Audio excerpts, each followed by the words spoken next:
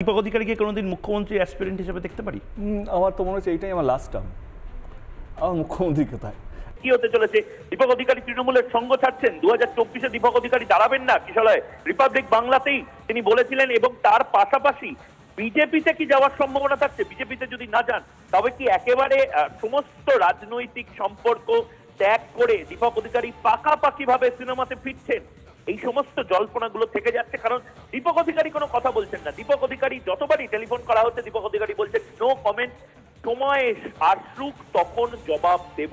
ঠিক ঠিক ময়ূক, অনেক ধন্যবাদ। তুমি যে ব্রেকিং দিলে, এক্সক্লুসিভ ব্রেকিং দিলে, আমরা প্রথমেই দেখাবো। এই রিপাবলিক বাংলায় এসে দেব তিনি বলেছিলেন, তাকে প্রশ্ন করেছিলে তুমি, তিনি তখন ইঙ্গিতপূর্ণ কিছু কথা বলেছিলেন। আগে দর্শকদের দেখাবো, তারপর ফিরবো বিতর্কে।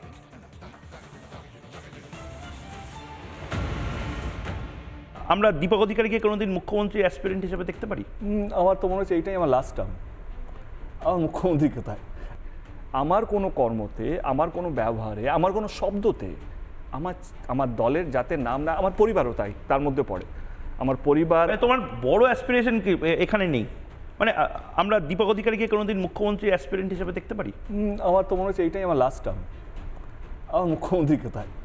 লাস্ট 9 বছর 10 বছর হতে চললো নিজেকে জেতানোর জন্য বা দলকে জেতানোর জন্য আমাকে কাউকে ছোট করতে হয়নি। এই জন্যই হয়তো আরেকবার সুযোগ আসছে 2024-এ, দেখা যায় আরেকটা টেস্ট ম্যাচ। বুঝতে পারছি তুমি কোন দিকে যাচ্ছ ময়ূক। আমরা এখন ব্যোমকেশ দুর্গ রহস্য নিয়েই থাকি। আচ্ছা, তার মানে একটা মানে করিডোর অফ আনসার্টিনিটির মধ্যে তুমি নিজেকে রাখছো। ভয় লাগছে তোমাকে টিকিট দেবে না? না না, টিকিটের কথা তো আসছেই না, কারণ আমার মনে হয় 8 মাস বাকি আছে। আর টিকিট না, আমার মনে হয় কি আমাদের যিনি নেত্রী আছেন সে ডিসাইড করে কাকে দেওয়া হবে কাকে দেওয়া হবে না। আমি এটুকু বলতে পারি, আমার লোভ না আগে ছিল না এখন আছে। একটা রহস্য তৈরি হচ্ছে 2024-এ তুমি হয়তো আর রাজনীতিতে থাকবে না। এবার কি রাজনীতিকে ইতি করে পুরোপুরি ফিল্ম স্টার ব্যোমকেশ বক্সী, ফেলুদা, মিতিন মাসি, ড্যাক্সিট, সেই যে গোটা পৃথিবীটা, ইউনিভার্সটা, সেই ইউনিভার্সে ঢুকে পড়ছো? কেন, আমার জীবনটাকে এত তাড়াতাড়ি ঠিকঠাক ভালো তো আছি। হ্যাঁ, একটু তো চিন্তা ভাবনা ডেফিনেটলি মাথায় চলছে কি আমি পদক্ষেপটা 2024-এ কী করবো, but too early to say. But এইটার জন্য নয় কি আমি আমার দলকে সত্যি ভালোবাসি। আমি দিদি এবং দল মানেই আমার কাছে দিদি, অফকোর্স। কেউ না, অনেক জিনিস হয়, অনেক কিছু হয়, এটার জন্য নয় কি আমি যদি কালকে ছেড়েও দিই, আমি কথার কথা বলছি, এখনও ভাবিনি ছাড়বো কি ছাড়বো না। ইটস নট দ্যাট কি আমার দল আমার সঙ্গে খারাপ করেছে, ইটস জাস্ট দ্যাট কি অ্যাট টাইমস আমি হয়তো একটা 100% পলিটিশিয়ান হলে সেই যে সময়টা দিতে পারতো, হয়তো আমি সেই সময়টা দিতে পারছি না। তোমার কখনো রিগ্রেট হচ্ছে এখন যে তুমি বা মিমি বা নুসরাতেরা টাইম দিতে পারছো না? এটা না, তুমি এটা মেনেই নিয়েছো, কারণ কি তোমার ভোটারদের তো কোনো প্রবলেম নেই, দুবার তুমি জিতেছো।